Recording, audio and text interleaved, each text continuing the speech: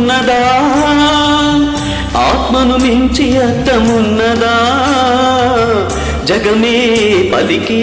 శాశ్వత సత్యమిదే అందరినీ కనే శక్తి అమ్మ ఒక్కటే